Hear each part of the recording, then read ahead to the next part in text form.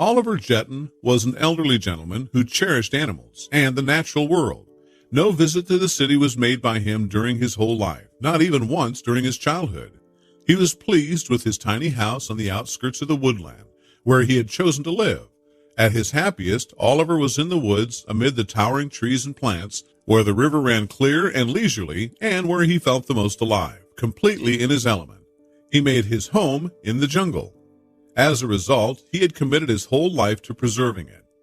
Hearing about Oliver and his devotion to safeguarding the forest and its species, from animals to plants alike, as well as assisting tourists in reaching their goal and not being disoriented in the forest, the governor decided to pay Oliver a personal visit and express his gratitude, while also surprising him with a surprise present.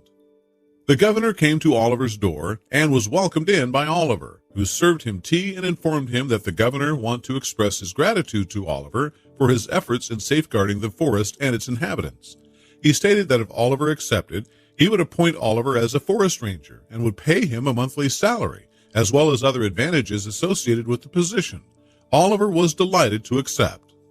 Old Oliver was often compared to Mowgli by the locals, who thought he was a jungle lad, a son of the forest, and a buddy of both cheetahs and bears, with the exception of Oliver, who dressed more modestly. Oliver chuckled and brushed off the joke with a good-natured demeanor. "I'm not a friend of lions, no matter how much I wish I were," old Oliver would remark of the lions. A day will come when Oliver would meet and become friends with the newborn leopard, and he would have never imagined it. The sound of gunshots could be heard one evening around sunset, as Oliver was making his way through the woodland, checking that everything was in order. Oliver's heartbeats raced, and adrenaline flowed through his veins as he realized he had to get to the source of the noise as soon as possible.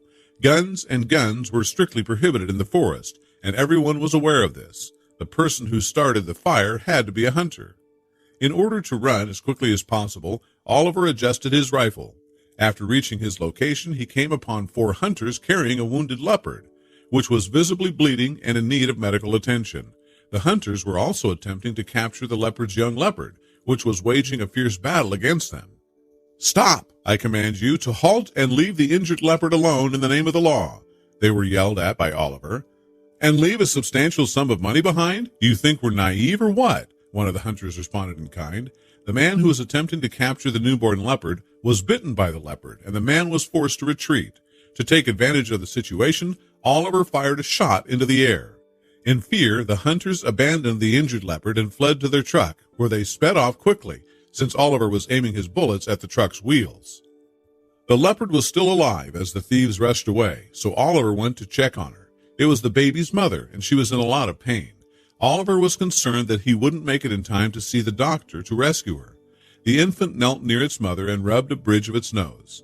The mother licked his cheeks, which he found adorable. She was on her deathbed. Oliver was enraged because he hadn't been able to apprehend the hunters or spare his mother from death. Consequently, he took upon himself the responsibility of caring for the infant until he was old enough to care for himself. Oliver brought the infant with him to his house. He washed it and gave it some milk and meat that he had on hand. He placed a nest of blankets beside the fireplace for the leopard to sleep in. Days passed, and Oliver treated the animal as if it were a pet, taking good care of it. Oliver was attracted to the leopard because it was calm and kind. It enjoyed playing a lot. However, it was careful not to injure Oliver with its claws at any point. After a while, Oliver determined that the animal had reached the appropriate age to begin hunting on its own. He began taking it into the forest and teaching it how to hunt with his bow and arrow. When the leopard was waiting behind the bushes to grab a rabbit during one of their hunting sessions, it sped off and leaped on the bunny, causing it to flee. The leopard managed to capture the rabbit, but a sharp branch wounded the leopard's paw and arm. The cut was deep, and it left a visible imprint on the skin. It would leave scars across his fur, but this might be a positive thing, since Oliver will be able to identify his leopard, even if there were thousands of them around. After a few days, the leopard decided it was time to depart and live on his own in the forest among his other leopards. Oliver returned him to the location where he had been discovered and bid him farewell. Oliver was followed by the leopard for half of the journey, and Oliver returned him again and time again until it remained at the location where Oliver released it. "Keep your health and strength, big boy, and keep my name in mind. I'll miss you a lot," Oliver stated, this while kissing the leopard's head and patting it on the head one final time. Then he walked away. Oliver's bones began to deteriorate as the years passed, making him appear older and weaker. He continued to carry out his responsibilities as a forest ranger. There are two main reasons why people aren't spending as much time in the forest these days. The first was that winter was approaching and the weather was becoming cold and severe, with the wind being harsh and merciless. The second reason was that there had been reports of a group of convicts who had managed to escape from a nearby jail and had taken refuge in the nearby woods. According to rumors, the escaped inmates were extremely deadly, and some individuals said they killed for amusement. Whatever it was, the police advised anyone who observed the unusual activity from any group of individuals to contact them. In the midst of gathering wood to fill his fireplace, Oliver came upon a group of 3 guys along the river and stopped. They were yelling and shouting at each other and didn't notice him approaching. They were debating on which way to travel and where they should go next. "That's fantastic. We've gotten ourselves into a bind, and as a result of your efforts," one of them, the tallest of the 3, yelled at his friend from across the room. "This is not my fault. I advised you to turn right, but you didn't listen. It was your stubbornness that brought us to this point," the other said. He was ready to strike his companion when he noticed Oliver. "You son of a," the tallest said before stopping himself. Oliver should have seen that as a warning sign, but he was a good guy and didn't think anything of it at the time.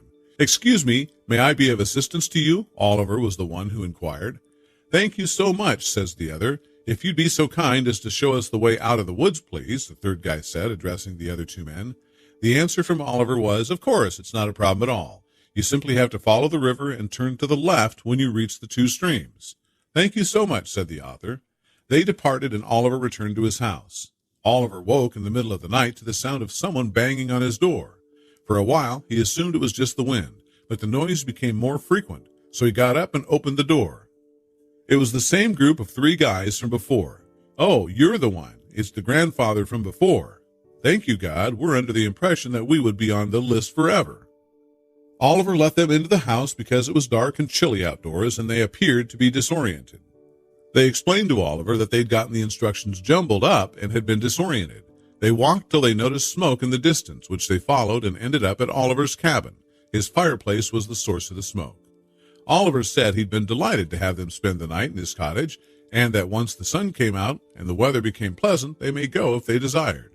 They expressed their gratitude to the elderly gentleman for his kindness.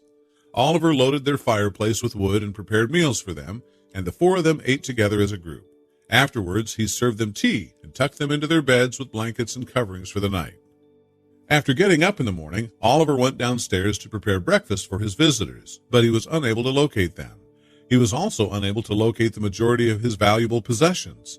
His rifle, his money, his golden chain, his watch, and everything else he held dear were all taken away by the 3 gentlemen. Oliver was enraged, thinking that these men must have been the convicts who had fled from prison, and since he was so generous and naive in his assistance, they took advantage of his generosity and humiliated him. He's not going to let them get away. Oliver put on his heavy coat and his knife and headed out to look for them in the forest. He had the benefit of knowing the woods by heart, so he'd be able to locate them quickly. The crooks didn't go very far before Oliver tracked them down, and they were battling once more.